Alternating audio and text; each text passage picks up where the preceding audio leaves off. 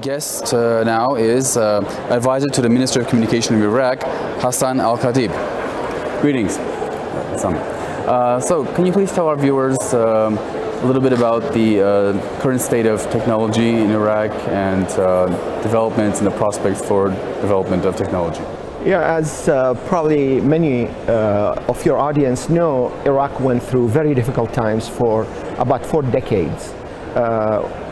4 wars, 14 years of sanctions that were actually more damaging to the society in Iraq and to the economy of Iraq than the 4 wars themselves.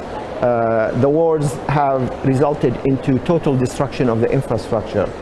The infrastructure started getting to be rebuilt in around 2009. Now there is infrastructure in Iraq that is almost spread everywhere, except the performance is relatively weak. Mobile services are available by 3 mobile operators, but we still use 3G in Iraq, except in the Kurdish region, which is a little more stable than the rest of Iraq in terms of economic development. It has 4G right now. And we are aspiring to introduce a 4th license in the rest of Iraq that will allow the adoption of the latest technology. Today the backbone infrastructure is there, but it has gaps in performance and effectiveness, which we intend to revamp in the next 3 to 5 years and expand it by a factor of 10. We are witnessing in Iraq a very strong desire to adopt technology. For instance, the number of holders of smartphones is close to 35 million when the population of Iraq is only 40 million, including children. So you can imagine most people use smartphones. Most people, 95% of internet access users use social networking in Iraq. There is about 38 million subscribers that use internet access. Again, in a 40 million population, that's quite a penetration. The sense of desire to adopt technology, to use technology, is very strong in Iraq. I know that in some applications on mobile phones were adopted in Iraq at the fastest rate in the world. So it's the desire to adopt technology, the desire to use technology is there, yet there are many, many challenges Iraq face today. The economy is very poor in terms of performance. The GDP is relatively very low compared to the ability of the country and the resources the country has. To just give you an example, the GDP of Iraq in 1980 per capita was around $10,000. Today it's $6,000. It dropped after 40 years, which should have become maybe $20,000 or $25,000. So there is a lot of hope, but the challenges are very, very large. And how would you assess the government support to the field of technology in Iraq?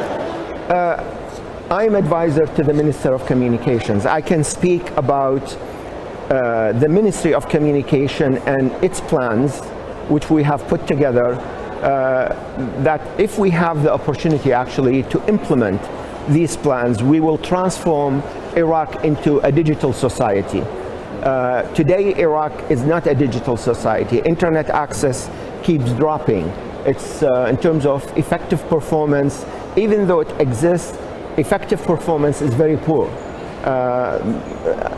Mobile telephony is available. As I said, it penetrates most of the society, yet again, the line within 5 minutes may drop 2-3 times because the effectiveness of the performance is not high.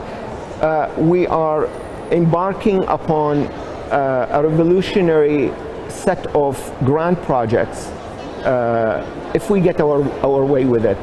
that will effectively transform Iraq from a low performer in technology to a high performer in technology. And we project that if we achieve that, Iraq's economy will become a digital economy, and the GDP can increase dramatically in Iraq as a result of having technology enable new businesses, particularly businesses that can benefit from the automation, and in addition to the opportunities that will be created to the youth to enable them to use information technology and the latest forms of technology for creating new businesses and new services in Iraq.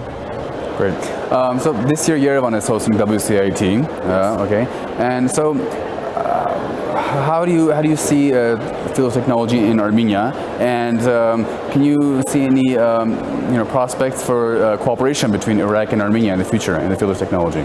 Yes, I am honored to be here, and I have always wanted to come to Armenia, and this is the opportunity, and I appreciate this opportunity. I came to Yerevan and I discovered something very, very pleasing. I found that Yerevan is a beautiful city. Technology here has advanced dramatically, and I can attest that Armenia seems to be better than the average around the world in terms of adoption of technology, and particularly the attention to support technological changes in Armenia. I think there is a lot of possibilities for collaboration between Armenia and Iraq, where Iraq can benefit from the advances that Armenia has made in technology in order to pursue a path, an accelerated path of development in Iraq by learning from the methods that have been employed by your government and by your community here in Armenia and in Yerevan in particular. One particular area I can mention is the area of introducing tools for technology for the youth. You have a program called TUMO, which is very impressive, and I think we in Iraq school children from the age of 10 and higher can benefit from getting exposed to these kind of tools that will encourage them to pursue sciences and engineering and have a desire actually to be creative by becoming creative from the age of 10 or 12 or 14, which is quite impressive. Another area which I anticipate could be very beneficial for collaboration between the two countries is the area of supporting or facilitating transit traffic. There is plenty of data traffic that comes from the Far East through the Gulf that can pass through Iraq and through potentially Iran and then Armenia through Georgia into Europe. And this is an area where both countries can benefit from this by shortening the path for data traffic coming from Far East, integrating it with Europe. Mm-hmm. And I was told that you gave a speech here at WCIT, which was devoted to the challenges facing the field of technology in Iraq. Yes. Can you just give a briefly just talk about the challenges? Some of the challenges that we face are obviously a result of the difficult times over the past 40 years that Iraq went through, and the drop in the quality of education and the quality of the graduates.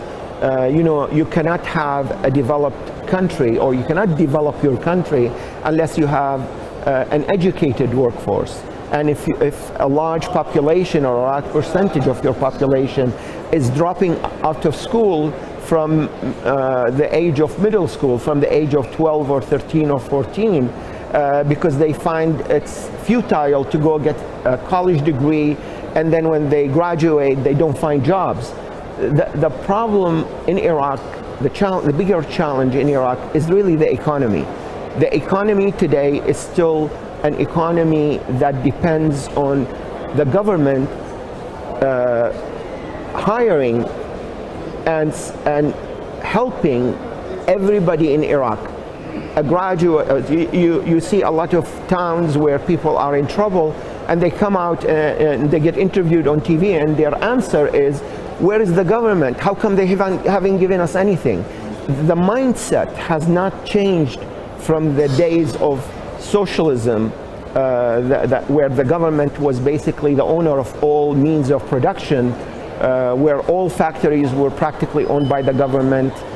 Even large agricultural projects were driven by the government. And all of a sudden, after 2003, the expectation is let the private sector participate, but the rules and the constraints are still the old rules that prevent the private sector from flourishing. The parliament is not aware it needs to make these changes because they are interested in other more immediate things, unfortunately, and the government doesn't seem to have its acts together yet to put a program of rapid development which enables the private sector to become, to flourish and to become successful. Yeah, of course. Well, I hope it all works out for the better, and I wish you success. Thank you. To the Iraqi government and to improve and help the field of technology grow. Thank you very much. And thank you for being with us. My guest was Advisor to the Minister of Communication of Iraq, Hassan Al-Khatib.